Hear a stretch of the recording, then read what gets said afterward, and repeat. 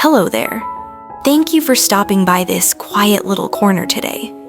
If you've ever had a dream that never quite had the chance to bloom, stay for a while and listen to this story with me. And if by the end your heart feels just a little softer, leave a small comment or a heart, so I'll know that somewhere in this rushing world, there are still hearts that beat the same. The morning was clear, like a piece of silk just taken from the line. A soft breeze drifted across the hill, carrying the scent of straw smoke from afar and the fresh smell of soil after a night of dew. Their house rested quietly in the middle of a wide golden field. All around it, the trees were starting to turn color. Leaves fell sparsely, just enough to hear the wind pass through.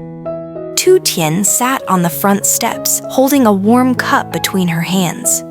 The morning sun touched her shoulder, making her hair glow like amber.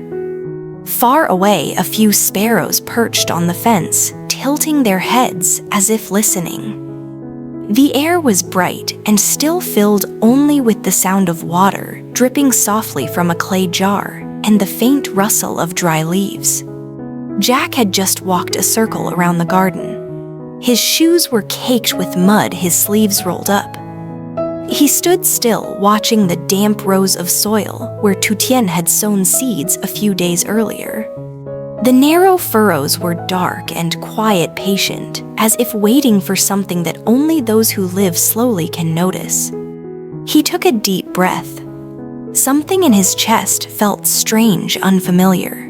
It had been so many years since he last remembered what a morning truly smelled like, not of coffee and exhaust, but of wind and earth. Tien turned her head and saw him standing there, sunlight spilling over his shoulder, his shadow long across the grass. He spoke softly. "Do you think they'll sprout soon?" She set her cup down and smiled. "No one can know for sure, but the earth is breathing. That's always a good sign." Her answer made him smile, a quiet, fleeting smile, the kind that belongs to someone who'd forgotten he could feel lighter, just from hearing a simple truth. The moment flowed like water.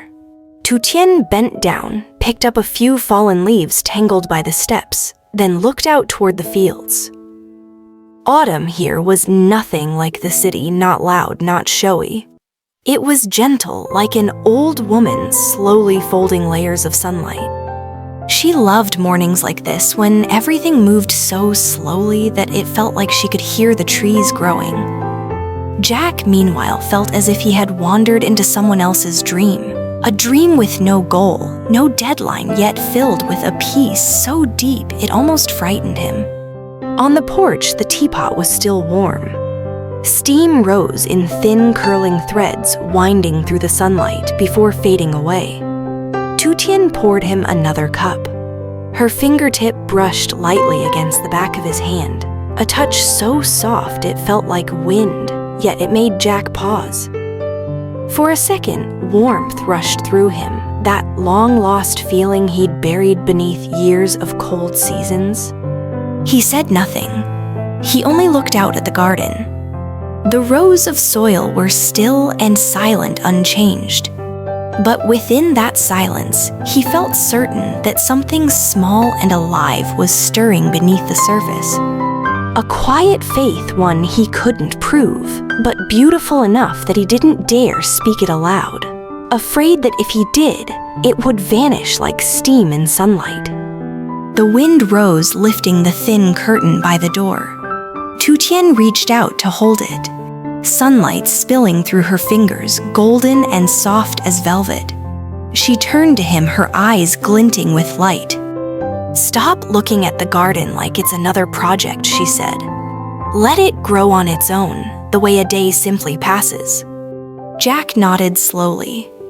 Inside him, the noise of his old life seemed to peel away layer by layer, revealing something he'd long feared to face: quiet. Real grounding quiet.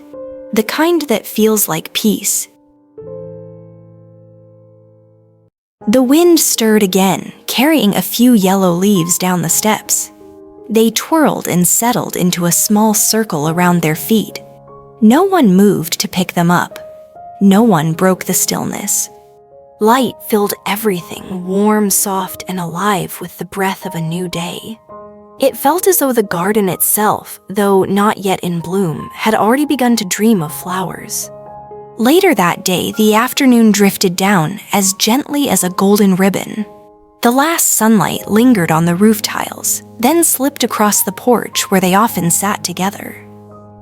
The air smelled faintly of dry leaves and sunlight resting on the fence.